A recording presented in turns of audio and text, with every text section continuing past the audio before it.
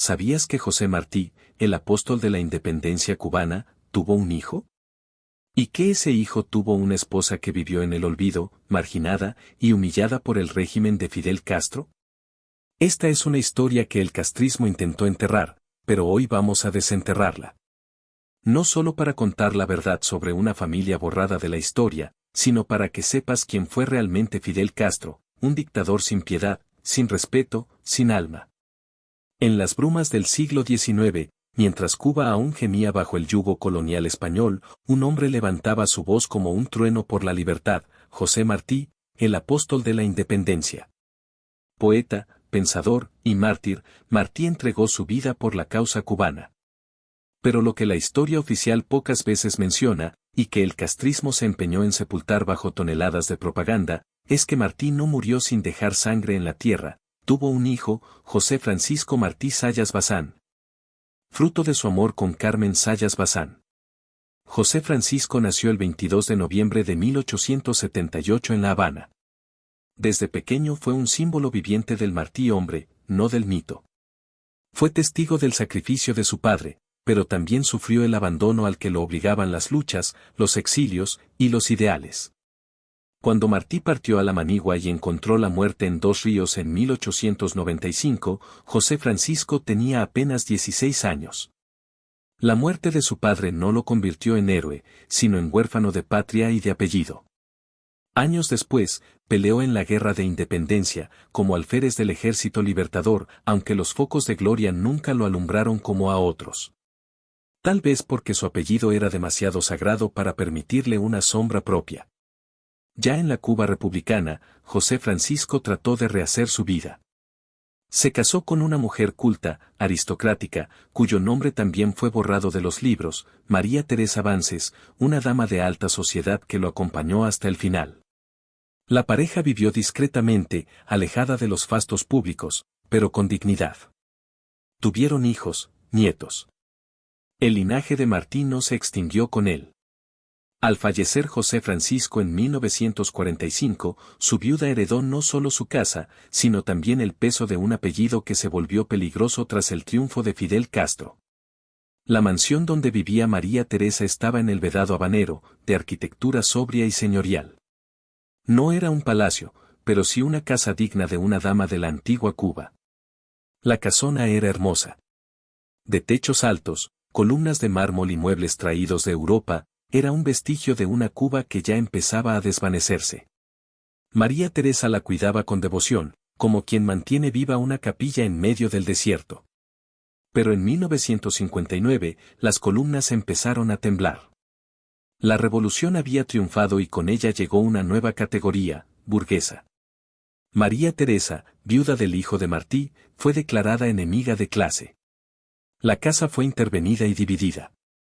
Pronto, otras familias, muchas de ellas desplazadas de sus propios hogares, fueron ubicadas en las habitaciones de la mansión. Ella, con la dignidad intacta, jamás se marchó. Se recluyó en un salón donde el piano seguía afinado. Aún servía té en tazas de porcelana y hablaba con el retrato de su esposo como si él estuviera solo de viaje. Muchos la tomaban por loca. Otros, por santa. Su historia fue arrancada de los libros, su nombre omitido, sus memorias silenciadas. Fidel Castro, en su cruzada por apropiarse del Martí revolucionario, no podía permitir que alguien lo reclamara como hombre, como padre, como abuelo, como esposo. Debía ser un ídolo vacío, útil para justificar el nuevo poder. María Teresa se negó a abandonar la casa. Fidel no la mandó fusilar, pero la condenó al olvido, a ver cómo su hogar se transformaba en un asilo improvisado para familias desalojadas de otras mansiones, aristócratas caídos en desgracia, víctimas del nuevo orden. Aún así, en medio de la decadencia, ella ofrecía té en tazas de porcelana inglesa, mantenía el piano afinado y recitaba de memoria los versos de su suegro. Algunos decían que en las noches, hablaba con el retrato de José Francisco, como si aún esperara que él cruzara la puerta. Fidel Castro Ruz siempre fue el borrador de memorias y de la historia de Cuba que tergiversó por completo. Fidel Castro nunca pronunció el nombre de José Francisco Martí en un discurso. Ni una calle, ni una escuela, ni una plaza en su honor. Ni siquiera el Museo de José Martí en la Plaza de la Revolución reconoce que tuvo descendencia. Para el castrismo, Martí fue un ente sin familia, sin carne, sin errores. El mito era más útil que el hombre. Pero los nietos de Martí aún existen. Algunos emigraron. Otros callaron por miedo. Y María Teresa murió en soledad, en aquella mansión ya en ruinas, rodeada de cucarachas y ecos de valses pasados. Sin lápida, sin homenajes. Solo una anciana burguesa que hablaba de tiempos mejores y que nunca se rindió a los pies del nuevo amo. Hoy, casi nadie en Cuba sabe que José Martí tuvo un hijo. Muchos más desconocen que ese hijo tuvo una esposa, una vida, y que su memoria fue aniquilada por el régimen que dice venerarlo. Pero la historia, como el mar, siempre regresa. Esta es la historia prohibida. La historia real.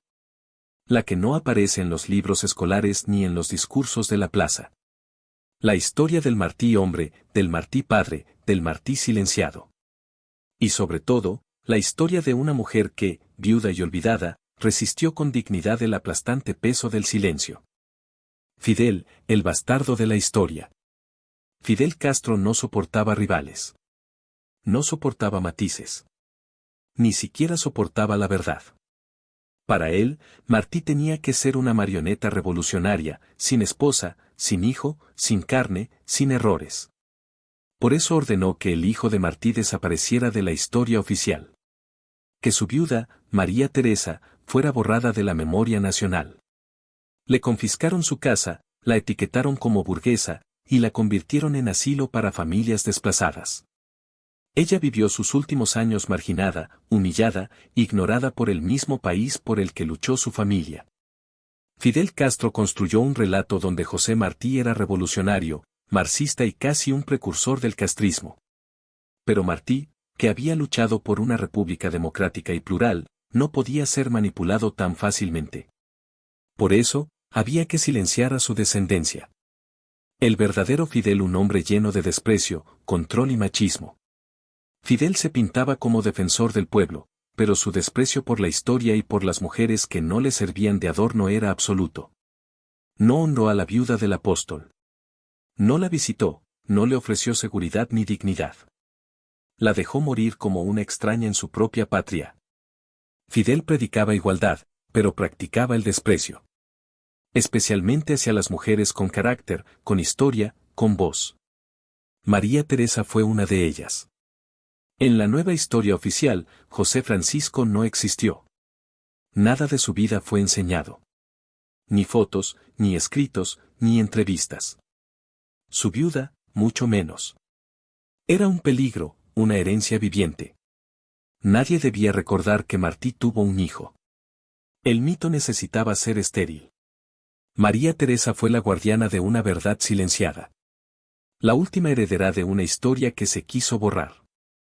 La viuda del hijo del apóstol. Hoy, pocos cubanos saben que José Martí tuvo un hijo. Mucho menos saben que ese hijo tuvo una esposa, una casa, una vida. El castrismo construyó un mito y eliminó todo lo que lo humanizara. Pero la verdad, como la semilla bajo tierra, siempre espera su momento. Esta es la historia real. La que no aparece en libros escolares ni en los discursos de la plaza. La que ahora comienza a renacer, palabra a palabra. La verdad no muere. Hoy te hemos contado una historia que no sale en los libros. Porque el castrismo no solo mató ideas, mató memorias. Pero la verdad, como la sangre, no se borra. Y la historia de la viuda del hijo de Martí está viva. Gracias a la memoria, a la palabra, a ti que estás escuchando esto. Si tú también crees que la historia no debe ser manipulada, dale like, suscríbete y comparte este video. Hagamos que el silencio se convierta en voz. Por María Teresa. Por José Francisco. Por José Martí, el verdadero.